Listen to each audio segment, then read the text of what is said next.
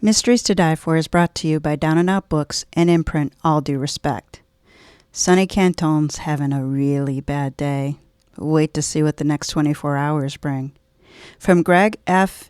Giffoon, author of Dangerous Boys and the Bleeding Season, comes Velvet Elvis, set in one hot, crazy night and populated with hard-drinking, pot-smoking ex-cons, shady strippers, aging mobsters, crooked cops, and sociopathic drug lords.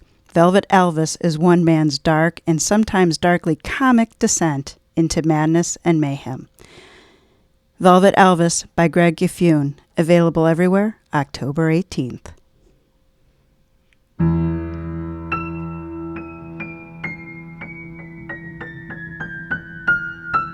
Welcome to Mysteries to Die For. I am TG Wolff, and I'm here with Jack, my piano player and producer. This is a podcast where we combine storytelling with original music to put you at the heart of murder, mystery, and mayhem. Some episodes will be my own. Others will be classics that help shape the mystery genre we know today. These are arrangements, which means instead of word-for-word readings, you get a performance that's meant to be heard. Jack and I perform these lives, front to back, no breaks, no fakes, no retakes, no matter how often my voice breaks. This is Season 3, Enter the Detective. This season contains adaptations of the first cases for detectives. Some will be characters from books, screen, and stage. Others will be lesser known, but with great stories that we hope you give a try. Episode 4 is about love and devotion, right or wrong. This is Gryce and the Leavenworth Case, an adaptation of the Leavenworth Case by Anna Katherine Green.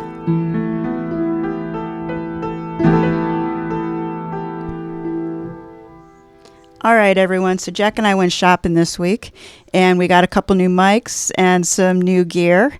Yes. So hopefully the sound quality will even out a little between our microphones. If you haven't joined our body bag brigade, this would be an excellent time to throw some pennies in to help defray the costs. And so our accountant, i.e. husband/father, Yep. depending on which one of us is talking, is a happier man. All right, so today's story was published in 1878, and this was the first book for Anna Katherine Green. So she was known as a poet, but her commercial success was as a mystery writer. Now, there weren't many who came before her. We've already done 2 by Edgar Allan Poe. There's Emile Gabriel, 2 weeks later, and I still can't say the poor guy's name, Lecoq's writer, and we have Wilkie Collins and E.T.A. Hoffman. The names that we most commonly associate with mysteries may have been contemporaries of Green, but they published after her. So Gryce is the first set of stories that I've come across, which are set in the U.S. Even though Poe was American, his Dupin stories are set in Paris. We know that Gryce himself is an immigrant, and today's story doesn't spend any time on his background, but when he's talking to a lawyer, Everett Raymond, who's helping him on the case, he's lamenting the limitations of his position, saying, "The first gentleman I approached stared at me. Real gentlemen, I mean, none of your American dandies. And I had no stare to return." I kind of had to read that twice, Jack. American dandies. Like, I don't even know what that is. Australians calling each other Aussies or something.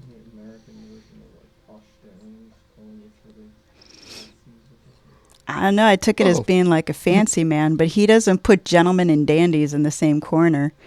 But when he says you're American, that definitely means that he doesn't identify, as American.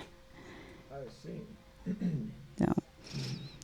I did some digging on his name, and according to names.com, the name Gryce dates back to the 1060s and the English county of Norfolk, although I think they say it Norfolk. It almost sounds dirty, Norfolk. Migration of the Gryces went to Ireland and Massachusetts and Virginia, and I'm sure they went other places too. There were 13 Gryce mysteries released between 1878 and You guys couldn't see what Jack just did, but it was pretty inappropriate. It was fine. They were released between 1878 and 1917. Green released 18 other mysteries between 1883 and 1923, plus a collection of short stories. So, I mean, this woman really cranked out the mysteries. Yep. Okay, cool. Yeah, sure. Mm-hmm. That was a cool era. The word is prolific. She's not as famous as some of her contemporaries like Sir Arthur Conan Doyle. And it seemed like some of the criticisms when I was reading said that her writing never, quote, outgrew the Victorian practices of love scenes, stilted dialogue, and convolutedness. So I've read 2 of her stories so far, and I couldn't find the love scenes. Certainly not by our standards.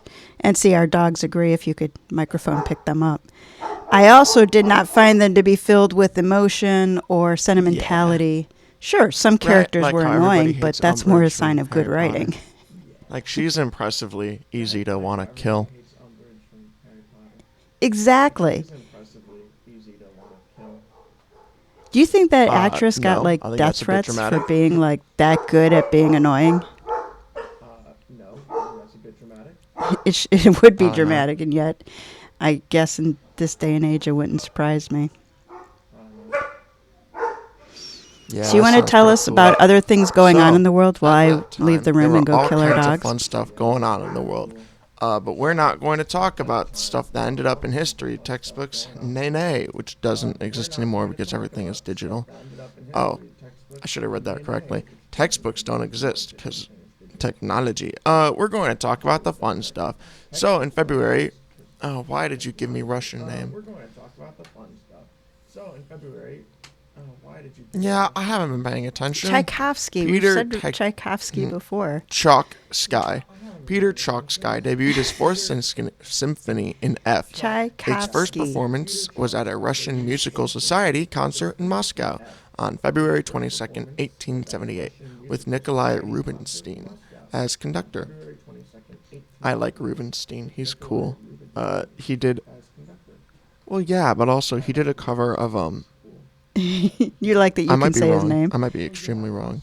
But he did a cover of Chopin, and that's the only cover that I kind of like of it, but it's, I believe, is opera number 9. I don't remember what the heck it was. Opus? Whatever. Look, big brain. Opus yeah, that's very incorrect. In Middle Europe... I know, you like calling them operas. Yeah, that's very incorrect. Middle Europe. It sometimes received the names Phantom or Fate. Middle Europe. What did? Oh, I'm going to restart this paragraph. Nobody is following this. Chalk Boy debuted his number 4 symphony in F.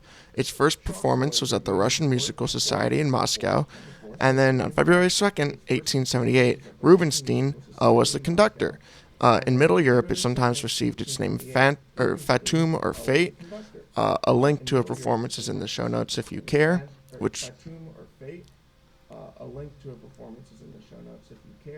You know, the funny thing is that when you finger an F chord on a guitar string when you're new, it is one of the hardest chords to finger. And so I think that F is very appropriately named. So they said it was called Fate, or how would we say it, Fatum. Thomas Edison I'm pretty sure somebody calls it something else. For his, I don't know how to pronounce this incorrectly, his phonogram. That led to all kinds of good musical things.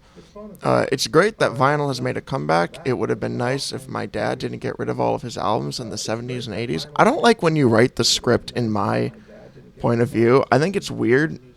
Knowing that you said that in your head.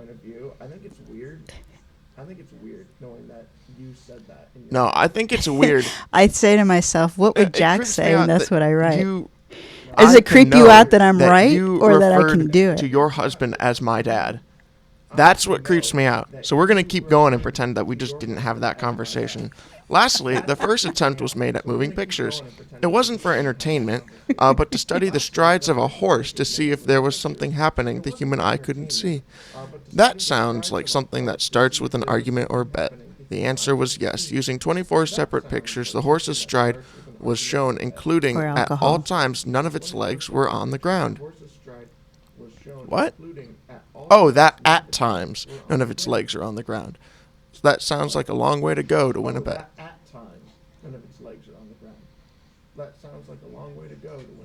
I love that you never That I pre-read your part don't of the know what I'm script. reading and It I just pronounce half the adds stuff like wrong. this entire dynamic nature. Yeah. Well, with that riveting introduction from the two of us, we are ready to begin our story. And so while Jack turns off his voice mic and turns on his piano mic, warms his fingers up, I'll explain why we're doing adaptations of these early stories. The two main reasons. One is that some of these earliest mysteries date to the 1800s, like we're doing today, and they can be really hard and difficult to understand with our modern ear. The cadence of speech is different, and oh Lord, they like the comma. And the second is that the style and length of these stories were created for reading, not for listening. So with adaptations, we are working to keep the heart of the story, preserving the groundbreaking narrative that created a genre, but update it for easier digestion. Character names are in the show notes, and so we are ready for Gryce and the Leavenworth Case. Jack, take us in.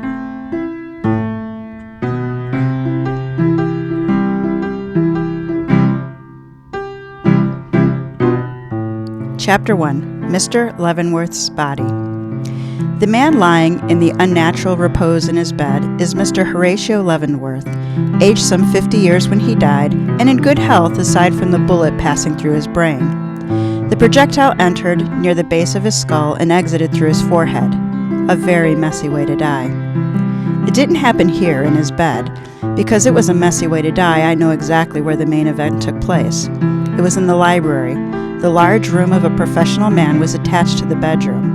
His butler and his secretary carried him to the bed at the direction of one of Leavenworth's nieces, who had the foolish notion that a doctor could still have been of assistance.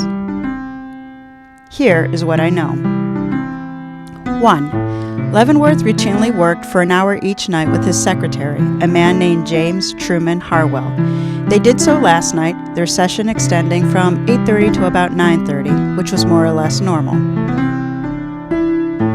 2. Leavenworth was writing a book on the Western influence of China. He and his secretary hit a milestone and celebrated with sherry. Harwell, according to his testimony, drank his straight down while Leavenworth sipped half. The other half remained in the glass, on the table that served as a desk, in the position it was when Harwell last saw it. 3. Leavenworth did not appear at breakfast as was his habit.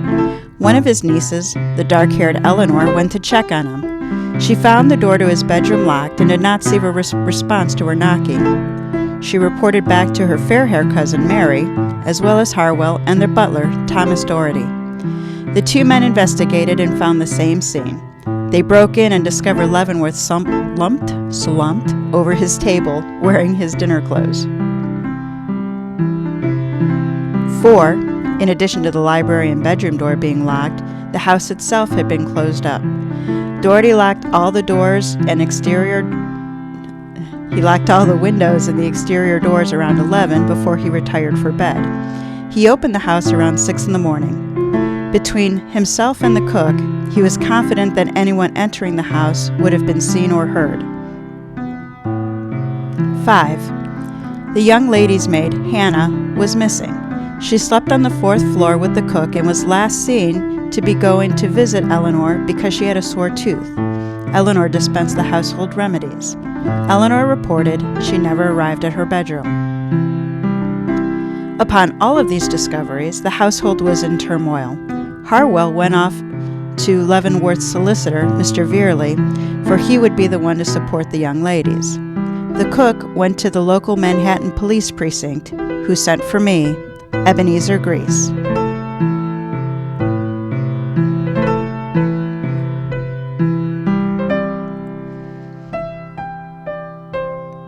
Chapter 2, The Weapon. Leavenworth was a millionaire, and his Fifth Avenue home was a mansion. The first floor consisted of the rooms necessary for a man of his social standing. Off the center hall was a large parlor, a music room, a more intimate parlor, and the dining room and kitchen. Dorothy had a small room here. The second floor was Leavenworth's domain. His bedroom and library filled one half of the floor. The rooms opposite had been his wife's and had remained unused since her death some 10 years prior. The third floor had a suite of sitting rooms and 2 bedrooms. This belonged to the nieces. Harwell had his room on this floor, while another awaited guests that seldom were invited. The smaller fourth floor was shared by the cook, Hannah, and the other upstairs maid. As I was inspecting the main entrance, a key began turning in the front door. I opened it and looked into a familiar face. "Mr. Everett Raymond," I said. Looking past him to the secretary, Harwell, I understood this was not a random visit. "Mr. Gryce," Raymond said, surprised but not unhappy to see me. "If you're here, it has to be every bit as bad as this gentleman has indicated. I am Mr. Veerley's junior partner, here to advise the Mrs. Leavenworths in their time of need." Raymond stepped in, Harwell behind him.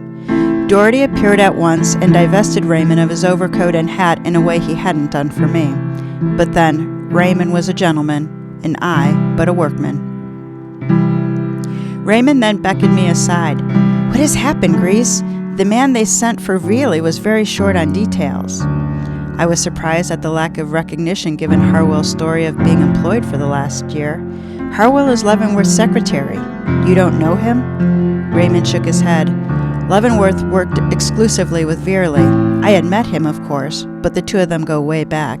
Veerley is out of the city, or he would have come himself." "I see. Well, come this way."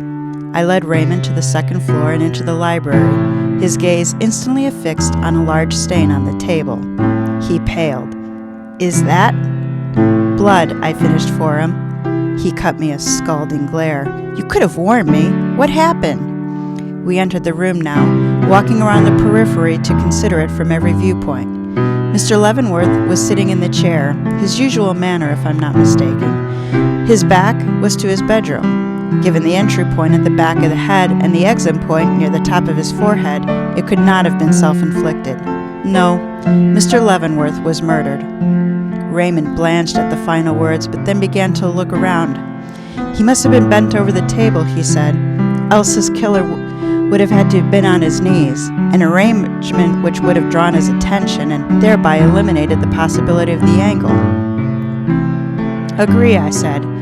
"And Leavenworth either did not hear his killer enter, or," Raymond said, finishing for me, "was so comfortable with the killer he didn't feel compelled to look up." I nodded. The household consisted of Leavenworth and his 2 nieces, the secretary Harwell, and the servants, the butler Doherty, the cook, and the 2 maids. I summarized for him my previously made 5 points. We entered the bedroom then. I suspected it was Raymond's first body. He swallowed hard a time or two, then got on with things. "We'll need the maid to determine if anything is missing." I shrugged as I opened anything that would open. "If there is, it's incidental. This was not a robbery, if that's your thought." We debated the merits of a stranger entering the house. Did we not just say that the body position points away from a stranger? People, they always want criminals to be some stranger.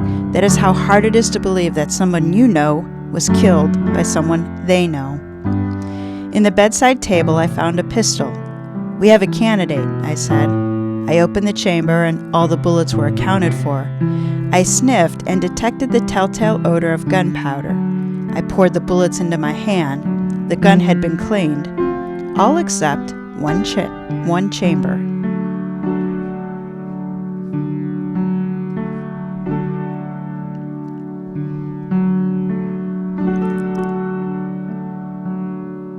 Chapter 3. The Maid, the Stranger, and the Handkerchief. I interviewed everyone in the house, having them recount events from dinner the night before to that moment. Mr. Raymond was at my side while one of my own, an appropriately named man called Fobbs, continued the detailed search. In houses such as this, it is often difficult to get to the matter of the truth because one's honor is thought to be interwoven with protecting others in the house. Often, the lies and half-truths told to me have nothing to do with the case, and much time could be saved if tongues would do their job. In most cases, and in this case in particular, details began to weave together the wholes. First was Miss Eleanor. Worth noting, upon meeting the young lady, Mr. Raymond's IQ took a dramatic turn south. He was able to recover enough that words with more than one syllable returned to his brain. The admiration, though, never left his eyes. Miss Eleanor recounted the story already known, adding only that she knew her uncle had a gun and where he kept it. Eleanor acted as the keeper of her uncle's rooms. Miss Eleanor was beautiful, with her dark hair and womanly form. She spoke softly, as if by her voice alone she could soothe the world's woes. Her cousin, Miss Mary, was more beautiful, with her light hair and blue eyes. She entered with the air of one used to being deferred to. Mary claimed that she went up the stairs but didn't enter the library or the bedroom. She returned to the dining room to wait information. Yes, she knew her uncle kept a pistol. It had been shown to all the day he bought it. Yes, she knew where it was kept. All in the household did. It was not a secret. Fobbs returned with the half-used candlestick. He found it in the rear yard between the house and the carriage house. It was the cook who confirmed that Hannah had lit the candle when she went to Miss Eleanor. Hannah was afraid of the dark, and the gas lights had been put out for the evening.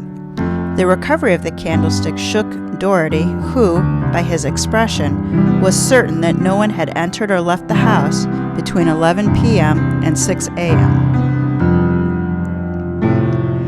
I pressed Harwell hard, and, well, that was pretty funny, as he was the last to see Leavenworth alive and the first to see him dead. Convenient, I said to him. Hardly, said he, keeping up the punny business, as I did not kill him. I left him to proof our day's product, knowing I would wake to a full itinerary. I stared at him. He was a rigid sort of man, the kind it is impossible to know what he is thinking. Has there been any discord in the house, I asked, between Leavenworth and his nieces, with a business associate? Harwell hesitated. It was minute, but it was there. He had no issues in his professional life, not outside of the usual thing, he said. Certainly, nothing worth killing over. And his personal life, I prompted.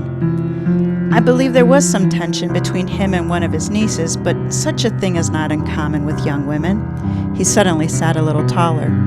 I did not think anything of it at the time, but about 3 weeks ago, I found Miss Eleanor in the bedroom with the pistol in her hands. She asked me to show her how to use it. I did, without actually firing it, of course. I'm sure it was a coincidence. Fobb again appeared at the doorway.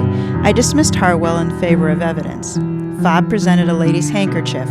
This was found stuffed between the cushions of the couch, he said. It's embroidered, sir. E.M.L.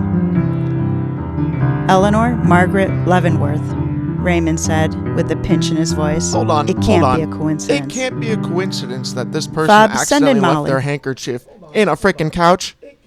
Stop for a second. That's the stupidest sentence I've ever heard.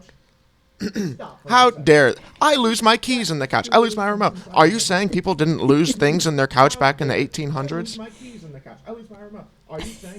He does lose his keys in the couch. That is not evidence, And his my phone. friend. It's That all is somebody true. sat down You're with a right. handkerchief in their You're pocket right. and it fell out.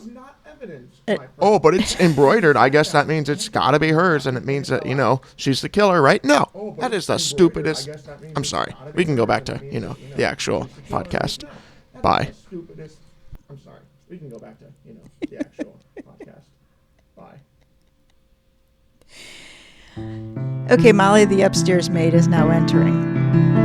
Molly came in, nervous and uncertain of herself. Her pale Irish coloring made her look a frail thing. I reacquainted her with the purpose of our presence, and she was reassured that she only wanted to do what was right. Please think carefully, Molly. Did anything unusual happen yesterday, last evening? She frowned. A gentleman called unusually late. Mr. Doherty admitted him, and I happened to see him as I was passing through the hall. He called on Mr. Leavenworth, I asked. She shook her head. He asked for Miss Eleanor. That much I heard. A step forward, I thought.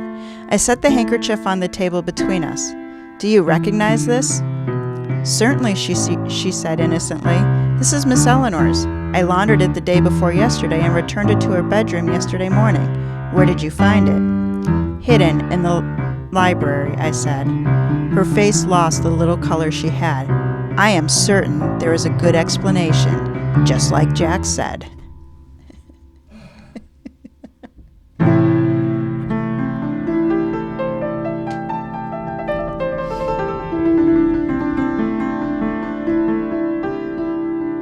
Chapter 4. The Key to It All. "It's not looking good for Eleanor Leavenworth, is it, Gryce?" Raymond paced the parlor, worry easy to read in his expression. "After all, she asked Harwell to teach her how to fire the gun. Her handkerchief was found in the library, hidden away. If she was in her room, as she said, how did she not see the maid Hannah who sought her out?" "All true," I said, "and yet, what motive does she have?" "Money," Raymond said simply. "As much as I don't want to think it, her uncle named her cousin as his heiress. She killed him out of revenge." I had considered and dismissed the argument myself. It doesn't make sense. With her uncle dead, her cousin inherits. The only chance she had to change the will depended on him remaining alive. The evidence is mounting, but it's circumstantial, creating more questions than answers. "What of this stranger?" Raymond asked. "Mr. Leroy Robbins.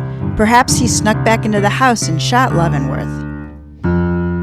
"I have a man looking into him," I said, "but it is agreed by all that he was a stranger. How would he know not only where to find Leavenworth, but where to find the pistol in the bedroom drawer?" Raymond shrugged. "Perhaps Leavenworth took it out after Harwell went to bed. This Robbins fellow may have seized it spontaneously." I laughed softly. "And then he cleaned it with the lady's handkerchief, omitting cleaning the actual chamber, and by good fortune placing the gun back in the correct place?" "No. If it happened as you said, we would have found the weapon in the library. Do you know what I would like to find? The key that locked the doors." "The butler said it was an unusual key," Raymond added, "one that had long ago been damaged. Your man Fobbs has not located it?" "No," I said. "All the keys controlled or known by the household have been inspected. None were to Leavenworth's chambers." Further speculation was postponed as Doherty appeared in the doorway and announced the arrival of the coroner, Mr. Hammond. Within 2 hours, the parlor had been transformed into a hall of justice. The jury was seated in chairs borrowed from the dining room. Testimony mounted in the obvious case of murder. The experts testified, first the bullet caliber, the murder weapon, the fatal injury. I elbowed Raymond. "Fetch the Mrs. Leavenworth." "Me?" he said. I nodded sharply. "You are their advocate." Raymond left the room as I did 2 steps behind him. At the top of the staircase, on the 3rd floor, a door was ajar. Raymond had his hand raised, poised to knock, when a woman's voice was sharp and distinct. "I do not accuse your hand, though I know of none other which could have done this deed. But your heart, your head, your will, these I do and I must accuse, in my secret mind at least, and it is well that you should know it." Raymond froze. I pushed past him, startling him. "Remember your purpose," I said. "But who was it that spoke?" he asked. "Only one way to find out." I pushed open the door. The feminine room was richly decorated. Half rising out of an armchair was the beautiful and delicate Mary Leavenworth. The hand gripping the arm of the chair was quivering, and the other hand pointed across the room. There stood Eleanor Leavenworth. One hand was clenched upon her breast and the other planted on a small table at her side, her composure completely hostile. The pair returned their attention from each other to us, their volcanic emotions melting away. Raymond cleared his voice, then spoke with the compassionate authority. "Ladies, the coroner is calling for you." Their testimony was anything but clear and concise. The hostility between the two was palpable across the room. Evidence was mounting against Eleanor, who did not seem to understand the noose was tightening. It was Mary who jumped to her feet and declared her cousin innocent. Eleanor promptly faded. Once revived, she was allowed to retire to her room. Fobbs went with her, with orders to go where she went. The order was a wise one, as within a short time he was in possession of the missing key and a partially destroyed letter. She was trying to burn the letter, Fob said. I saved as much as I could. For good measure, I sifted through the ash, and that's where I found the key. In which room was this? I asked. The parlor? Fob shook his head. The one at the front of the house. That would be Mary's bedroom, I said. Let's have another conversation with Miss Eleanor. In truth, it was a waste of breath. The girl truly did not understand where she stood in the world. Her stubborn refusal to answer direct questions about the key, the letter, or her presence in Mary's room pointed to her protecting someone. And yet, that was intuition, not fact.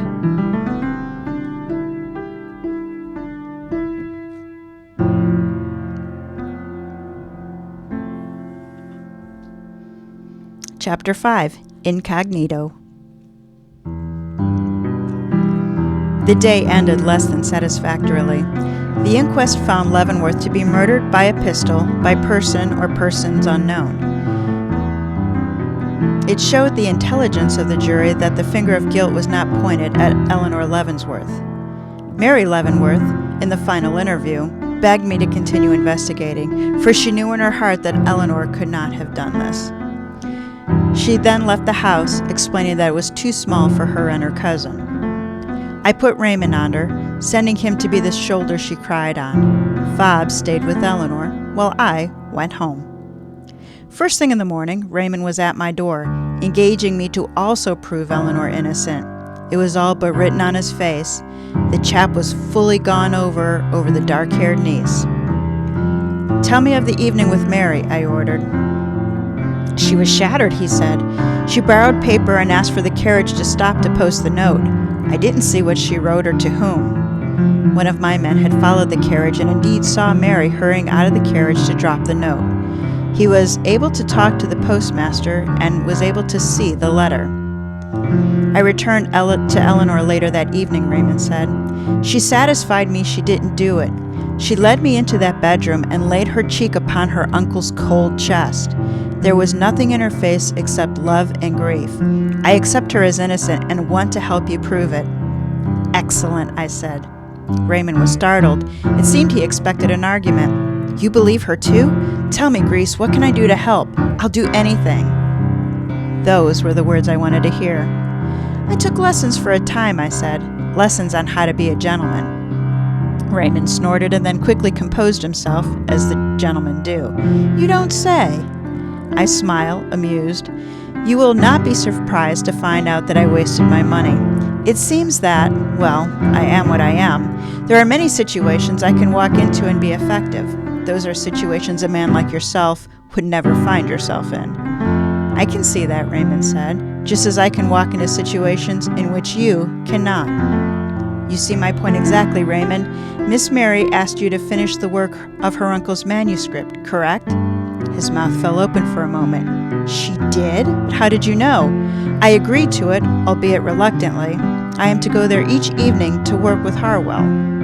Excellent, I said again. You will be in the right position to see the happenings of the household, to ferret out the secrets they are so obviously keeping. His mouth, again, fell open. I will not. I am not some kind of mole, some kind of detective, I offered, and then shrugged. I understand, Mr. Raymond. I will get along in my own way. It will take longer, but I am confident I will get to the truth. I only hope the public is patient for Miss Eleanor's sake. Raymond paced away, cursing under his breath. Then he spun to face me. Listen, Gryce, I'll go into the house. One other task for you, I said. I want you to go to Hoffman House and make your acquaintance with Henry Clavering. Don't be obvious about it. In fact, don't talk to him at all. Let him come to you. Raymond frowned. What does he have to do with all of this? I smiled. That is what you are to find out. Uncomfortable in the shoes he found himself in, Raymond paced for nearly a minute. I'll work with Harwell. I'll talk with Mary and with Eleanor, and I'll share the contents of those conversations. I'll even make myself available to this Clavering fellow, but I draw the line at snooping. I won't listen at doors or rifle through drawers. That part I leave to you. I held out my hand. You play the gentleman and talk and charm. I'll play the mole and dig.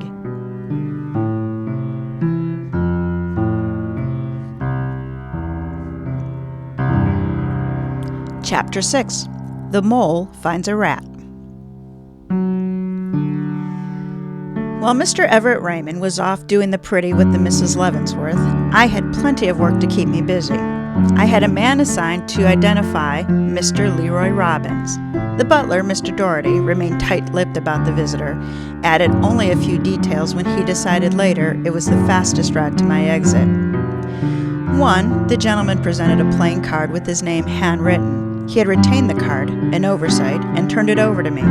The cardstock was of high quality and the signature made with a strong practice hand, free of any distinguishing marks. Mr. Robbins spoke with a British accent.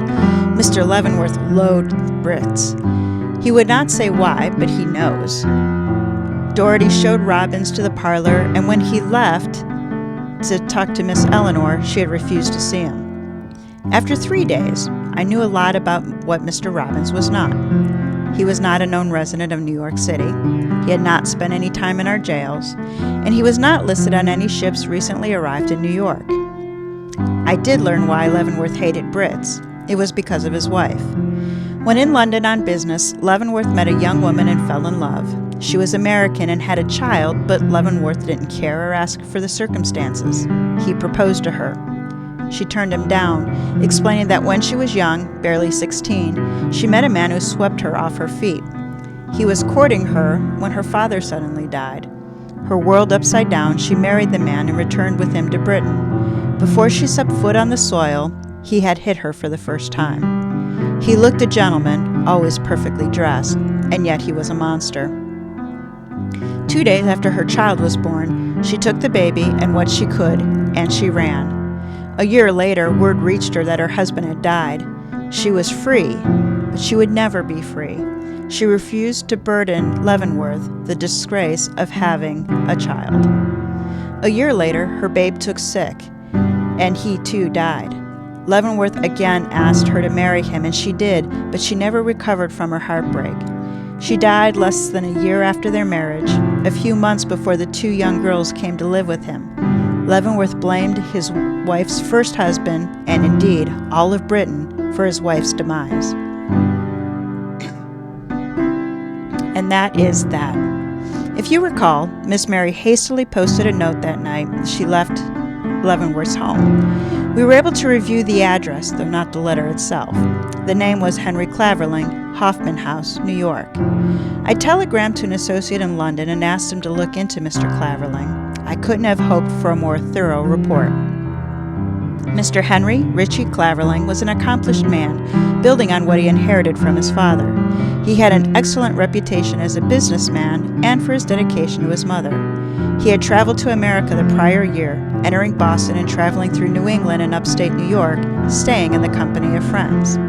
He abruptly returned to Liverpool last August when word reached him that his mother was ill. It was only a month ago he returned to America, and specifically to New York, taking accommodations at the excellent Hoffman House Hotel. With the correspondence answered who the man was, it shed no light on his relationship to the case. I speculated, of course, that the British Henry Clavering was the British Leroy Robbins. The description of the 2 men was similar enough that it was a possibility. Where would Miss Eleanor, a young lady, meet a man of Clavering's stature? A social event? Perhaps. It was unlikely through her uncle. Although not an heiress, Miss Eleanor was certainly pretty enough to catch the attention of a man like Clavering. It would be readily believable that his calling on her was in the normal manner of a man calling on a woman. Hannah. Ah, Hannah. There has been no trace of her beyond the candle in the yard. I do not suspect her of the crime, only of knowing important facts. Facts worth running for. Secrets. Why are there so many secrets?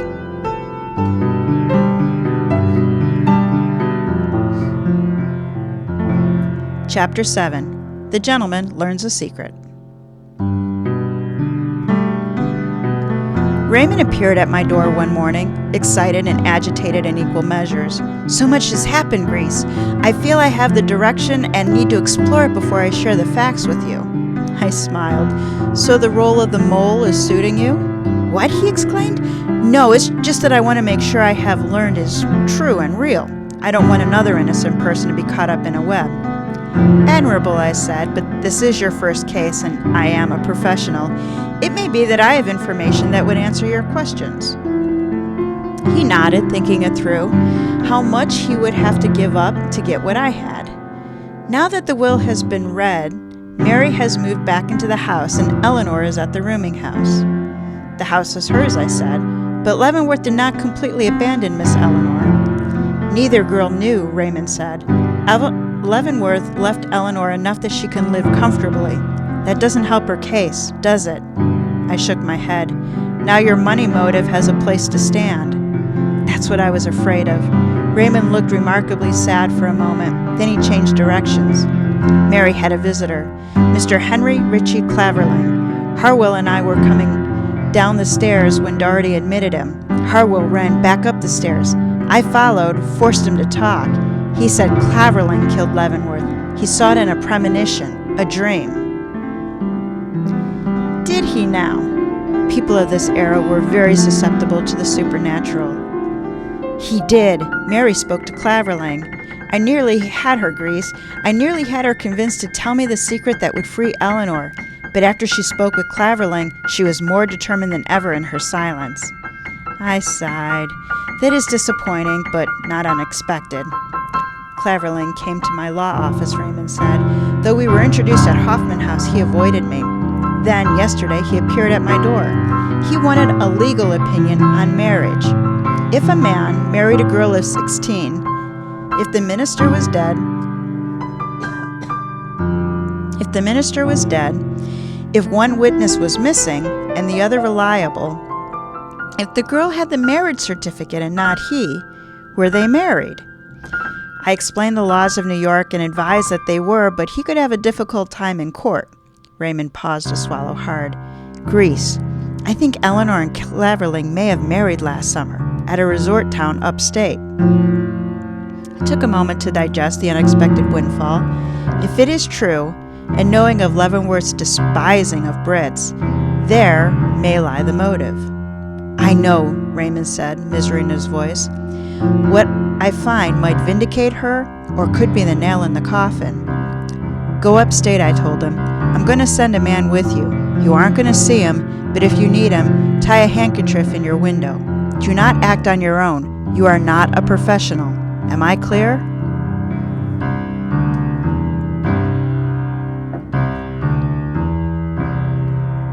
Chapter 8. A New Set of Facts. The young man assigned to Raymond was bright, quick-witted, and asked more questions than a 4-year-old. I refer to him as Q for query. Q kept me informed of the happenings in upstate New York as I continued to work on the mystery from Manhattan. I visited again with Miss Mary and Miss Eleanor, failing to move either off their stubborn pedestals. The public was growing more vocal at their dissatisfaction with the progress of the case. By public, I refer to the wealthy individuals who were contemporaries of Mr. Leavenworth, who likely saw the lack of progress as giving ideas to their own beneficiaries. These individuals, it seems, as decided on the basis of rumors and circumstantial evidence, that Miss Eleanor killed her uncle and then attempted to frame her cousin, thus changing the tide of the will. While Miss Eleanor certainly has done nothing to help her case, the evidence is weak. I hoped Raymond and Q were having more success than I. It seemed Raymond, with the help of a client he had in the very town we had interest, had secured a room in the house of a generous lady. This was not a random lady, but one known to have been friendly with Miss Mary when the cousins had vacation last summer. The woman, Mrs. Amy Belden, was a widow. After dinner, she put a question to Raymond, the lawyer, for advice. She was in possession of something she had promised to safeguard for 2 people. The condition was she not return or destroy the possession, except by the express direction of both parties. One party had written directing her to destroy the item, the other sent no direction. After determining the details, Raymond rendered the opinion that she had entered into a contract with both parties, albeit a verbal one, to do as one party directed, without the same direction from the other, breached the agreement. It took some back and forth before Mrs. Belden accepted that she did not have enough facts to know if obeying would harm the second party or if disobeying would harm the first party. The conversation, of course, made Raymond and Q curious. Separately, they followed Mrs. Belden when she left her home that night. She buried a box in an old barn, which Raymond had recovered almost immediately. Q also managed to insert himself into the household. Disguised as a vagabond, he slept in the women's kitchen the first night. He was able to investigate and confirm the maid, Hannah, was staying in the house. She was in a rear-facing bedroom and locked in. Q communicated this to Raymond in the morning, directing him to make contact with the girl. Raymond did as directed, resulting in a dispatch for my immediate appearance. "How could she have died?" Mrs. Belden asked me. "She was right as rain last night, in exceptional spirits when I brought her dinner." "If she was well, why did you bring her medicine?" Q asked. "I didn't," Mrs. Belden said. "I brought her a tray and a letter that came in the post. She wasn't ill, not in the least." I looked to Q. "Why do you think she was ill?" "I saw her take a powder," Q said. "I had climbed to her window and observed her in her room. She was swaying across the floor, reading a letter. Then she went to a nightstand, opened a folded paper, poured it into a glass of water, and drank it." Mrs. Belden shook her head. "I did not take her any powder. She didn't need any." "Please stay here, Mrs. Belden. Gentlemen, with me." We three merry troops climbed to the second floor in the small room off the back. Hannah Chase lay on the bed, her hand folded on her stomach. "Is everything as you found it?" I asked. "Yes," Q said. "I inspected the room superficially, but did not disturb anything. We sent for you immediately. The paper I saw her take is in the wastebasket. The letter she read from is burned in the fireplace. It's thoroughly charred, I'm afraid." I gave Hannah my undivided attention, wondering what she knew that cost her her life. For I would bet my pension that she was poisoned. Lifting her, I discovered a letter beneath her shoulder, crudely printed in lead pencil on the inside of a common writing page. It was a testimony. Here's what it said. "I am a wicked girl. I have known things all the time which I ought to have told, but I didn't dare to. He said he would kill me if I did, and I mean the tall, splendid-looking gentleman with the black mustache who I saw coming out of Mr. Leavenworth's room with the key in his hand the night Mr. Leavenworth was murdered.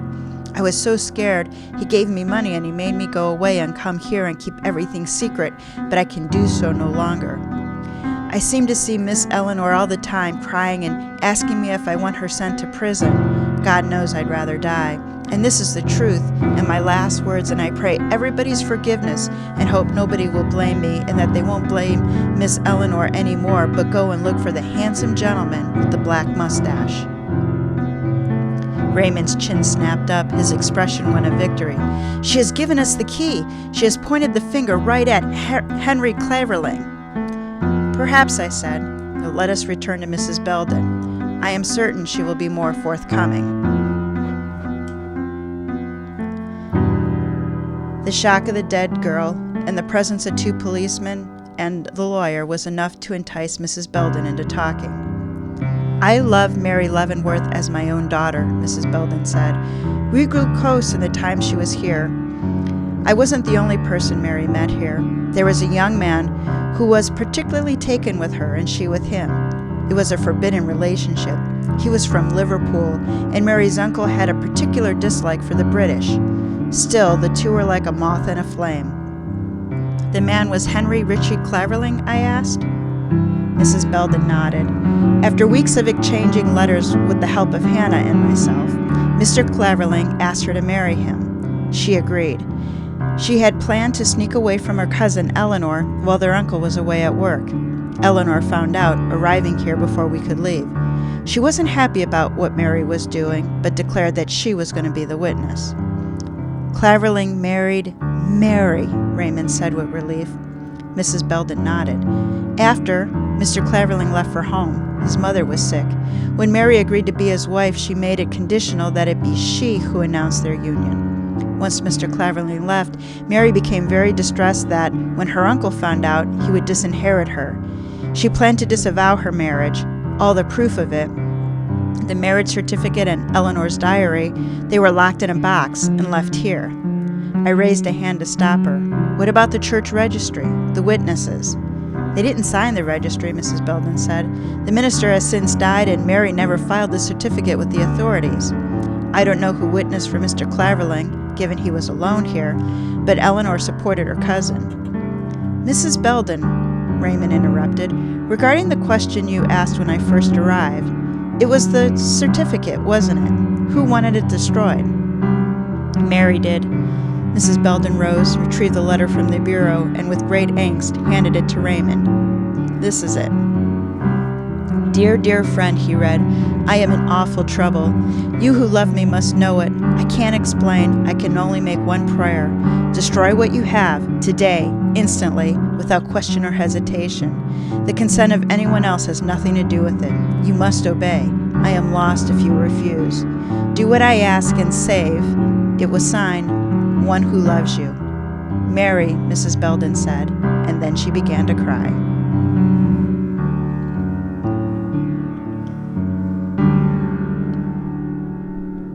You like how my microphone keeps going lower and lower? I'm going to be sitting on the floor soon. All right, so this is the part of the story where we pause to give you a chance to catch the killer. I think it's Q. So, what do you think, Jack? Totally. I think it's Q. Who? Q. You think it's Q? Totally. You know, the funny thing was when we did the Katherine Green story last season, I hadn't read the first one first, and it just was referred to as Q, so I actually named him Quinn. He was the narrator of that first story. So anybody who remembers that, Q and Quinn are the same person. Interesting. Cool. Yeah. Did you know this, Jack? That before there was the order and logic of mysteries, there was the chaos and thrill of horror. Yeah, and I've heard this ad before. You didn't, of course you know that, because you are part of Mysteries to Die For. Yeah, and I've heard this ad before. Well, one of my favorite podcasts, The Other Stories, carries on the tradition with original bite-sized tales of the macabre, the fantastic, and the unexplainable. It's one of my go-to podcasts. So after you all finish listening to this podcast, go check them out and subscribe wherever you find your podcast and make it the next one you listen to. I sure have. Yeah, Have you given them a listen to yet? I sure have. I'm like, you would like the I listened stories. Some of to, them are just flat I don't out remember what it's like called. creepy. Random podcast once. I listened to like 300 episodes of it, and then I never listened to a podcast again. It was great. I love that, but I don't remember what it was called. You burn out 300 episodes in a row? I think it was some. I have no idea what it was. Is it I was also so storytelling one? confused for most of it, because it was like I can't even explain. It was just nothing yet everything. It was. I don't understand. Oh, I sure. Well, I guess I can't now, can I? Oh, yeah. Well, you put your money on Q as our killer.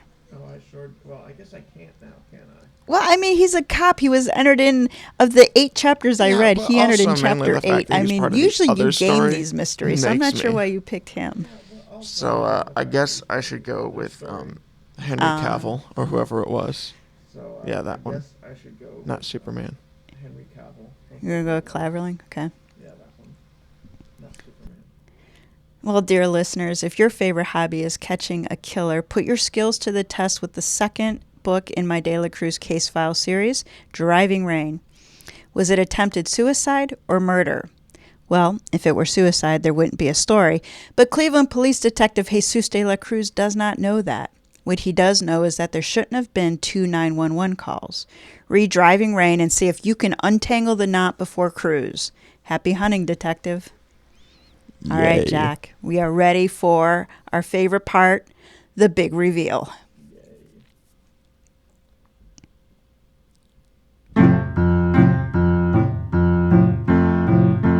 Returning to Manhattan, I laid out the facts as I knew them.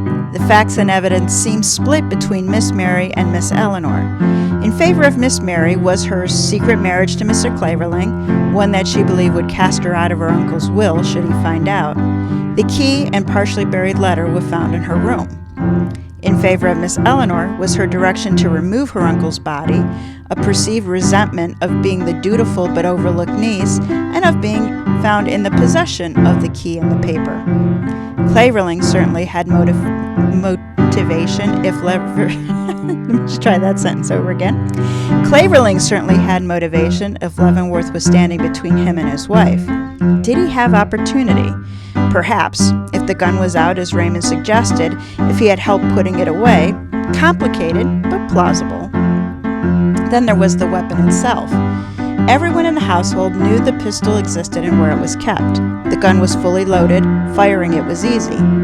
Cleaning it, though, this was something neither lady could do, which meant the contradictory evidence had been contrived to both vindicate and implicate both cousins.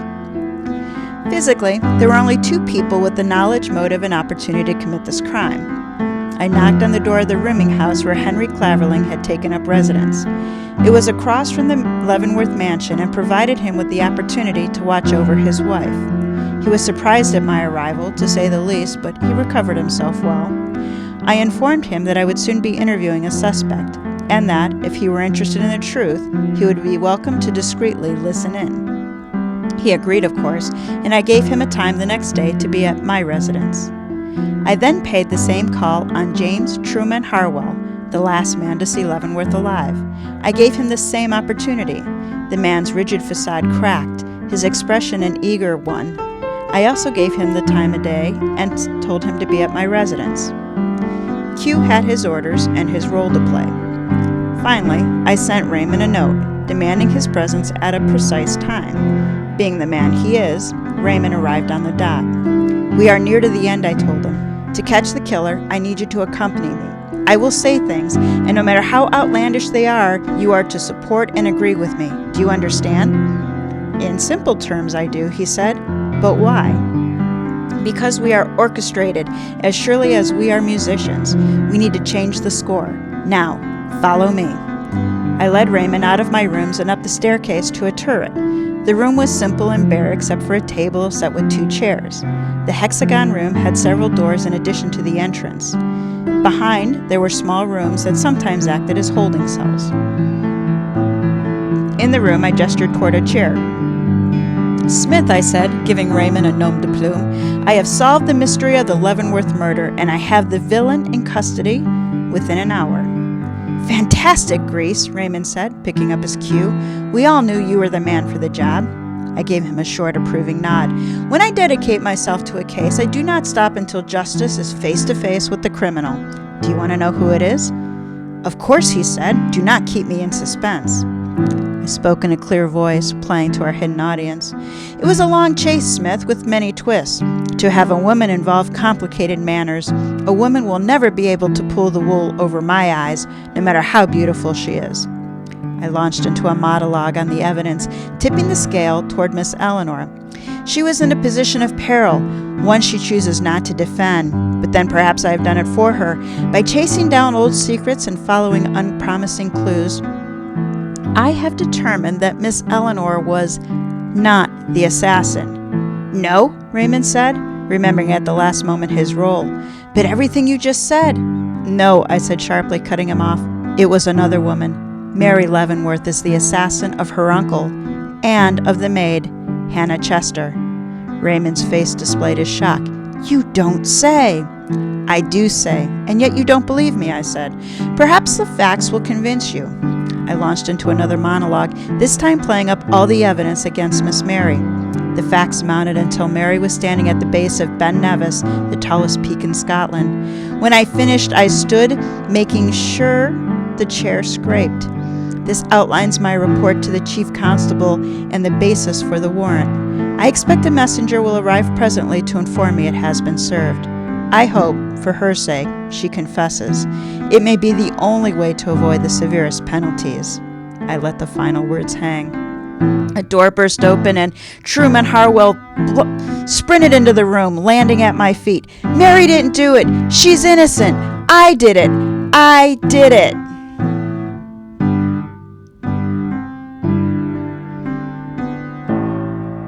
Chapter 10, The Confession. See, so you were close, not Cleverling, but Harwell. It was the guy you didn't hear about. Seated in the chair I abandoned, Truman Harwell held his chin up and his shoulders square. "I love Mary Leavenworth," he said. "Since the first day, she has been kind, in a way above and beyond being a secretary in her uncle's employ. Miss Eleanor was polite, but always made it clear that there was a line between us. Miss Mary wasn't like that. Throughout my life, I've been overlooked in favor of the prettier children. I worked hard, I performed, but there was always a shinier rock in the garden. I didn't press my feelings on Miss Mary, not because they weren't real, but because I'm a realist. I did not have the resources to offer her the life she deserved, but I did what I could in my own way." A second door opened, this time slowly. Henry Ritchie Clavering joined our little party. He stood against the wall, his jaw clenched as he stared at the killer. "Tell me about that night," I said to Harwell. "What happened?" "Leavenworth and I finished working that evening as I told you. He poured a sherry for me. I drank mine and left him for the night. I was in my room when I heard a soft sound in the hallway, skirts brushing by. I opened the door and saw Mary at the top of the stairs. My room is over the library. I had previously learned that, in my water closet, I could hear every word in the room below. Leavenworth was going to change his will, putting Eleanor in Mary's place. Mary tried reasoning with him, then begging. I didn't hear the whole conversation, but enough to know it was because of a man." Harwell swung his disapproving gaze to Clavering. "I assumed she had a lover. I had no idea Mary was married." "I had come to see her that night," Clavering said, "to convince her to leave with me. She refused to see me." Harwell turned away from his rival. "Leavenworth scolded Mary for being ungrateful, for betraying him. That was when Mary cried out to God himself for help, and I was there to answer. After Mary returned to her room, I went to the library. I told Leavenworth that I'd forgotten my journal and walked directly past him into the bedroom. I withdrew the pistol, returned to the doorway, and I shot him. I froze then, waiting for the household to come running. Someone had to have heard the shot in the early night, but no one came. I picked up a handkerchief and cleaned the pistol and then put the pistol back in its place. I hid the handkerchief between the couch cushions, planning to get it later. Then I took the key and left, locking the door. I was returning to my room when Hannah was coming down the steps carrying a candle. When asked, she would tell the police, "You saw me." Okay, let's try that sentence again. When asked, she would tell the police that she saw me and I would be sunk. I drew her into the plot then, telling her Leavenworth was dead and that she would be a suspect. I worked her into a frenzy, implicating Mary and everyone else the woman cared for to get her to leave. It took me pledging to marry Hannah for her to do as I asked.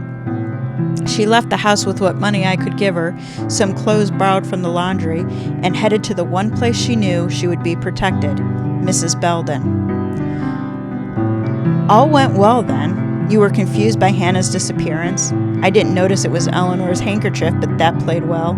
I realized I had to dispose of the key, which was still in my possession. I'd planned to drop it in a grate to make it disappear, but one of your men nearly caught me. Out of necessity, I hid it in Mary's room. I didn't expect it to be found that quickly, or that Eleanor would again be blamed. Harwell looked me in the eyes now. I did everything I could to dissuade you of Eleanor's guilt. Short of confessing, I said. There was a knock on the door. Enter, I said. Q opened and conducted in Mary Leavenworth. She had taken 2 steps before her eyes found the form of her husband. What is this? We are solving the mystery of your uncle's murder, I said. Her gaze snapped to me. I didn't do it, she said. Neither did Eleanor. I know, I told her. I did it, Harwell snapped. I killed him for you. She retreated, bumping into Q. For me? Why would you do such a thing? Because I love you, he said. You asked God to help you find a way out, and I made you a way out. She wrapped her arms around her stomach and made the low sound of a wounded animal. That was a selfish cry, that death should lead to one that is so beloved. She looked up at Clavering. I am sorry, my darling. I've treated you poorly. I was afraid of losing all I had. I was a coward, and you deserve better than me. Harwell threw himself at her feet. I did this for you, not him. I gave you your life. I did this. Me. Perhaps for the first time, Mary really saw Harwell, and she was disgusted. I would trade every penny to have another hour with my uncle, to thank him for the life he gave an orphan, to tell him I loved him. The money doesn't matter. Eleanor has always known that. I wasn't as smart. I thought it made me who I was. I was wrong and my uncle paid the price. Mary looked at Raymond. I renounced the inheritance. It is Eleanor's. All of it. Raymond held out his hands, easing a skittish animal. This is not the time for such decisions. It is, she said, looking at her husband. I have everything I will ever need. Clavering went to her then, pulling her under his shoulder and pressing a kiss to her hair. What about the maid? Raymond asked Harwell. Why did you kill her? She was innocent in all of this. Harwell was still kneeling on the floor, his shoulders sagging. He was getting too close, he said, meaning me. Hannah was simple but obedient. I wrote the confession letter and sent it to her along with another one and the powder. I gave her specific directions, that if she followed them exactly, she would see me very soon. She was to burn the original letter and then take the powder and lie on the bed with the sealed letter under her. Q lifted the man from the floor to a chair, cuffing his hands. Harwell then looked up at me. How did you know? You created a great number of contradictions and false trails, which took a great deal of time. The Mrs. Leavenworth certainly added to your mischief by thinking the other was guilty and keeping silent to protect the other. I looked at Mary, who had the presence to blush. The gun presented the first real clue. Either lady could have fired the loaded gun, but neither could have cleaned it. In the entire household, only you, the butler, Caverling, and Leavenworth himself could have cleaned the gun. Certainly, a conspiracy could have been possible. It has happened before. The second clue, however, eliminated this option. The note that was Hannah's confession. After spending last summer being a key part of the correspondence between Mary and Claverling, Hannah knew exactly who he was. Had she written the letter, she would have named him, not simply described him. That pointed me to someone who was not privy to the events of last summer. I had my theory, but little proof, I said, until tonight. Q, escort Mr. Harwell to the station, charge him with the murder of Mr. Horatio Leavenworth and Miss Hannah Chase. Case closed.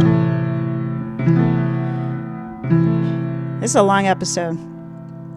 You know, the original story was over 100,000 words, and what we just did was down to 8,000. So once again, we left a lot on the editing floor, but let's check that it made sense.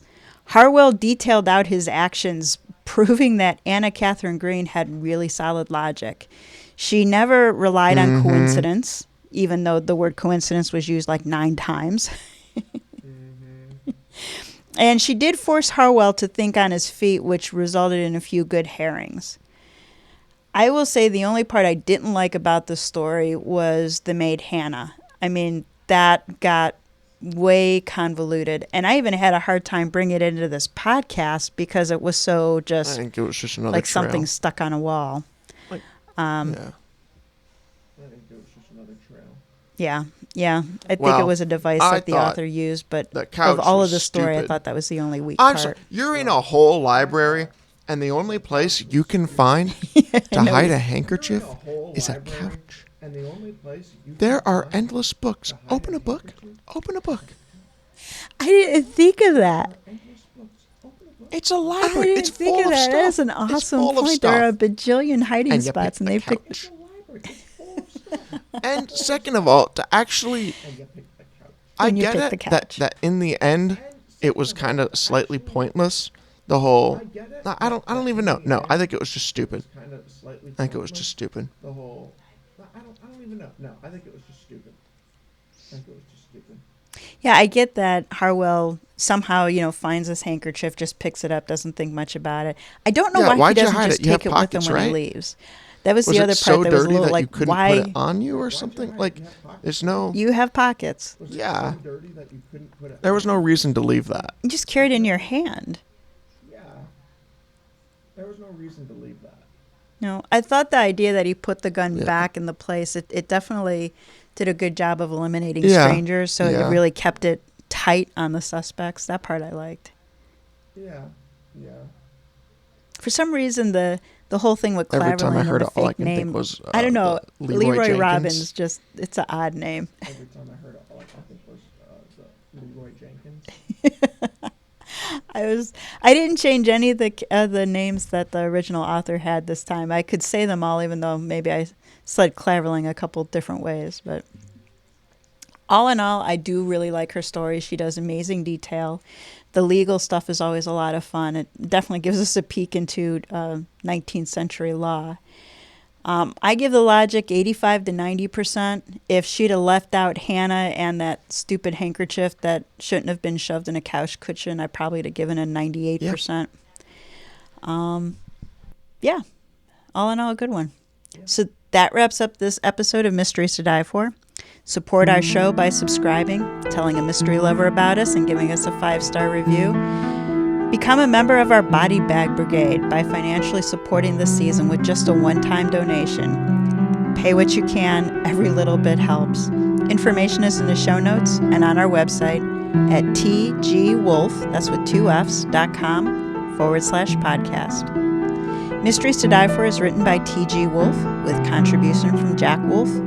Gryce and the Leavenworth Case was written by TG Wolff, adapted from The Leavenworth Case by Anna Katherine Green. Music and production are by Jack Wolff, and episode art is by Shannon Leahy. Jack, take us out.